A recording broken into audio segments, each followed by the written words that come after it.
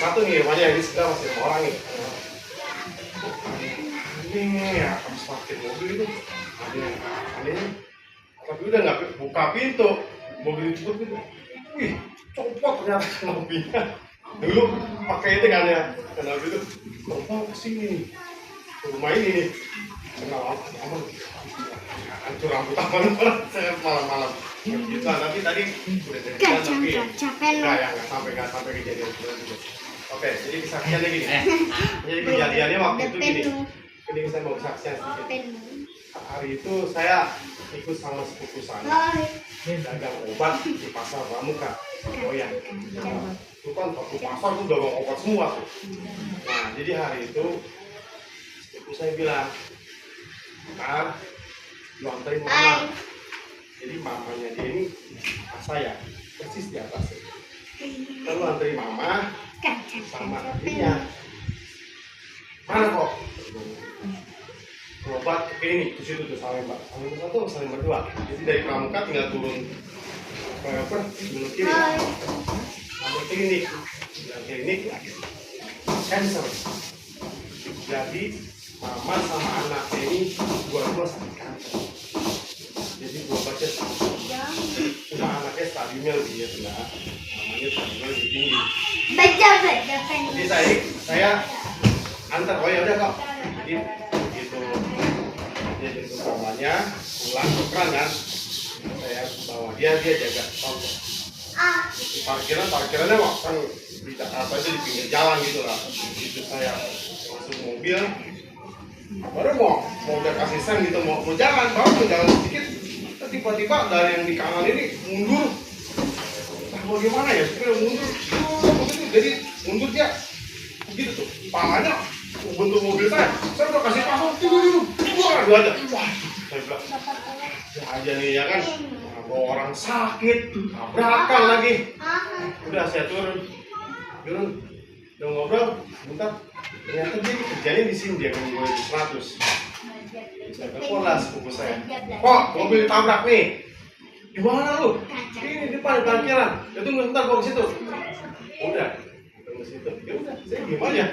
Dia ngobrol, wah pokoknya ngomong lah. Urusannya gimana udah lah, beres udah. Udah saya antarin dia. Jadi di situ pelajarannya gini, saya cuma ambil satu. Itu kan mobil bukan punya saya, ya kan? Jadi saya tenang aja, saya tinggal lapor sama yang punya yang urus. Saya cuma tenang aja. Itu juga sama hidup kita. Hidup kita kan bukan kita yang punya, Tuhan Yesus. Jadi kalau kita sakit, tinggal lapor sama yang punya. Tuhan Yesus, saya sakit. Ya Tuhan Yesus bilang, tubuh aku udah habis tercabik-cabik. Bilnya menyembuhkan segala sakit penyakit. Jadi kan, kalau kita mengalami kesusahan, penderitaan juga. Tuhan Yesus bilang, aku sudah menderita bagi kamu. Di kayu salib digantung antara langit dan bumi. Penderitaanku mengalami. Nah, kontak dia bilang mati lu Jin, kenapa? Pajak lu 4 tahun, terus denda lu sekian, ini lu wah mati dari poin ini mah berapa duit kok sekian dulu. Ya udah, terus cobalah cari, saya pernah pakai orang Samsat sekarang dulu balik nama. Dia itu oh segini pak, beda 4.000, oke. Kayak belum damai. Satu lagi, ini orang baru, kita baru kenal 3 bulanan lah kita kenal, bukan teman baik juga, baru kenal nggak lama.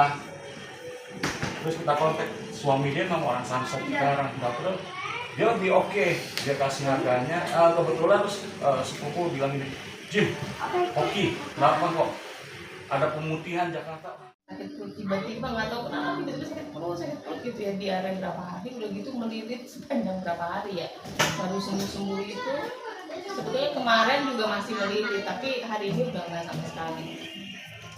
Pokoknya selama masa sakit biasanya orang itu merenung ya, kenapa bisa sakit gitu, apa gara-gara ada apa gitu ya. Cuman di saat-saat yang biasanya kita lagi menyendiri gitu ya, mengalami sesuatu yang mungkin kita nggak enakin, itu justru Tuhan itu berbicara banyak.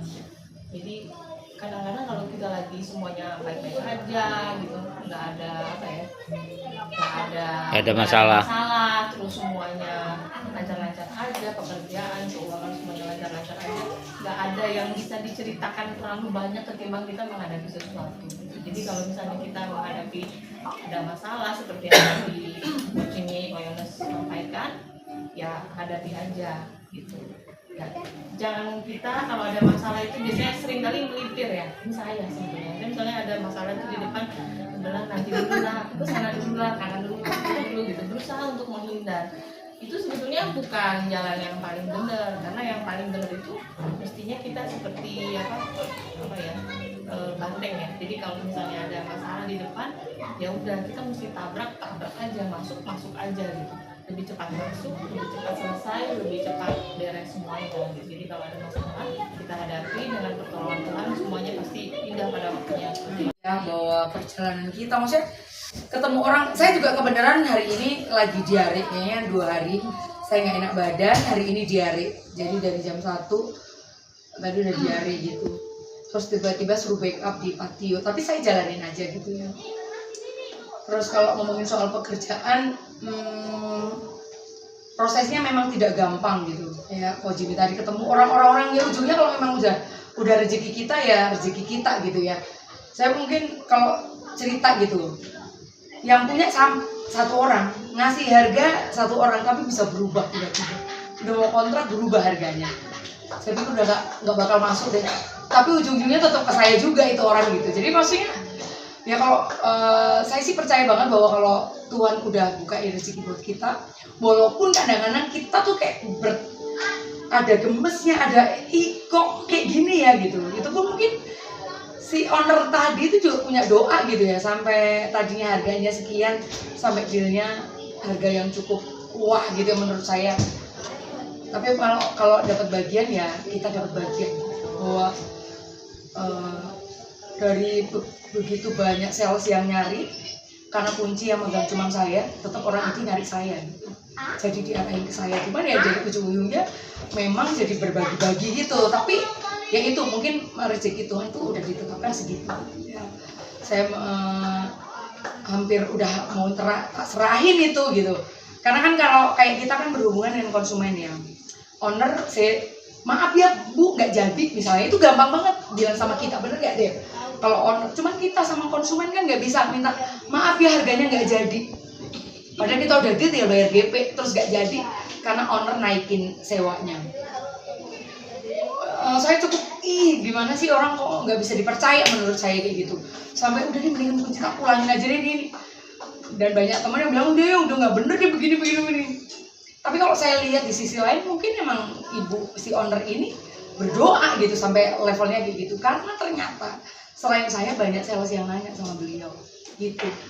Soal beliau susah dihubungin, semua sales yang berhubungan sama dia mengaku itu. Sampai satu sales yang terakhir itu kayak terpaksa harus join sama kita karena apa, dia tuh ganti nomor untuk menghubungi. Sampai dipertemukan nih orang yang sama, karena saya udah bilang ini orang yang sama. Mau kayak gimana mungkin dia juga udah utang janji, karena si sales ini yang si satu orang ini yang naikin tinggi, dia yang berani tinggi gitu. Tapi karena masih bagian rezeki saya dapat juga gitu. Jadi cuma dipertemukan dari 2 sales gitu. Ayo keluar. Kadang-kadang kita nggak mengerti ya maunya Tuhan seperti apa. Sepertinya kayak kita diadu, sepertinya kita dibikin kayak nggak nyaman gitu. Tapi saat kita udah rilis Tuhan tolong gitu. Sebelumnya ya tentang kasih. Nah pada malam hari ini temanya adalah kasih tanda kedewasaan.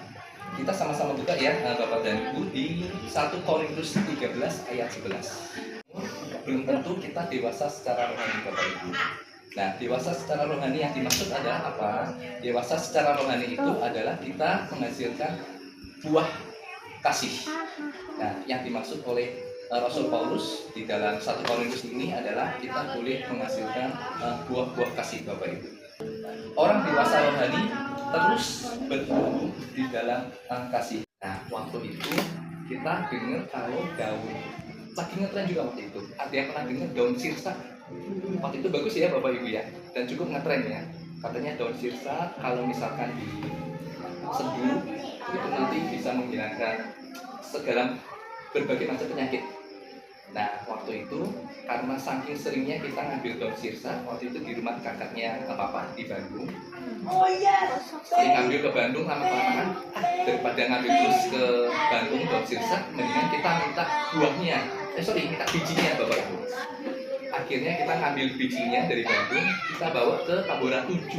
Seperti itu. Kita tanam Bapak Ibu, dan dia mulai tumbuh ke atas, tambah besar, daunnya banyak. Dan paling menarik adalah terakhir waktu itu udah mulai tumbuh apa ya? Calon buah. Saya bilang ke papa, Pak, bentar lagi itu pasti tumbuh. Nah, waktu di Bandung itu sirsanya manis, benar-benar manis, enak. Makanya kita sengaja bawa. Kita tahu bahwa buah sirsa ini bijinya bagus. Kemudian memang historinya bagus ya, sirsa. Tapi yang aneh, hari demi hari, kemudian seminggu, 2 minggu, yang ada malah mati Bapak Ibu. Dia tidak berbuah, tapi malah calon buahnya itu rontok. Dan lama-lama rontok semua, daunnya pun pada rontok semua Bapak Ibu. Nah, dari sini waktu itu saya mikirkan, serem juga ya.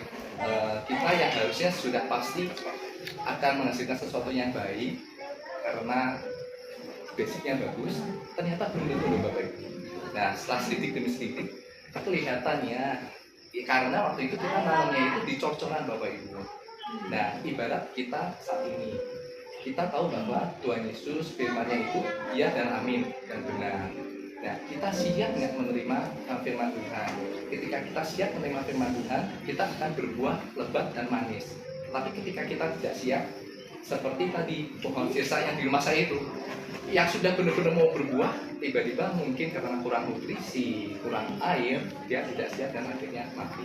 Nah, pada malam hari ini kita bersama-sama kita berdoa, kita boleh bertumbuh di dalam kasih ya Bapak Ibu. Amin.